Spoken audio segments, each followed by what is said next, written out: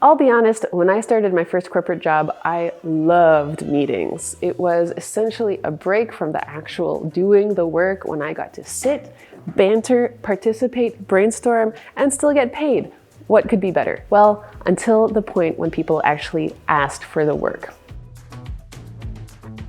But when it comes to meetings, they're actually incredibly detrimental and distracting from actually getting the work done. In fact, a study by the University of North Carolina found the extent to which meetings are messing up workdays. 65% of respondents said that meetings were keeping them from completing their tasks. 71% stated that they found meetings inefficient.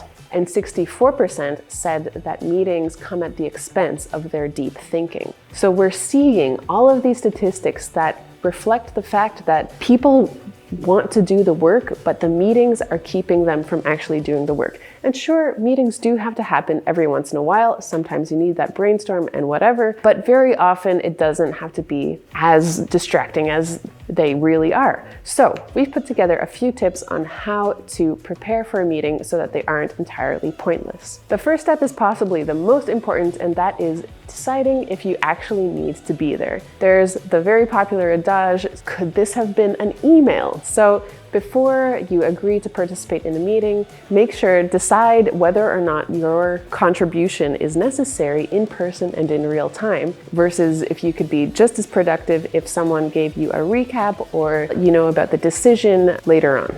When it comes down to it, extracting yourself from the situation is your first line of defense. Second, if you have decided that you have to be there, then you should definitely be asking for a meeting agenda. This will give you the information to understand what's going on so that you can better prepare and have something to contribute to that meeting. And also importantly, it also means that the person who called the meeting is forced to actually think about what they're going to say and what the structure will be. Because without that structure, it's a free-for-all. You don't even necessarily know what you're trying to achieve. Because that's another massive time waster when there's no desired outcome and therefore there can't be any possible roadmap for getting there. Next, you should certainly take at least 15 minutes before the meeting to prep.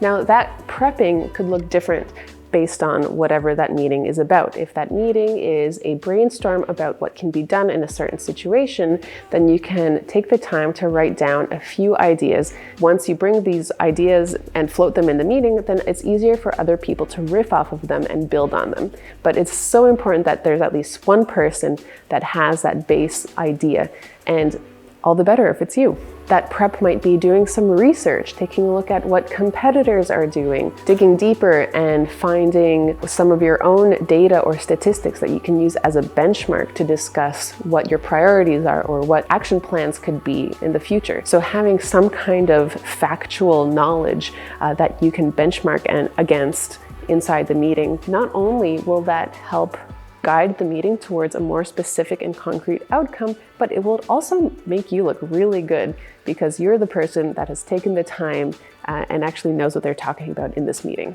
Last but not least, make yourself a coffee, because if it does end up being a totally pointless meeting, at least you have a nice coffee break while you're at it. So cheers to that. Let us know what you do to prep in the meeting in the comments below.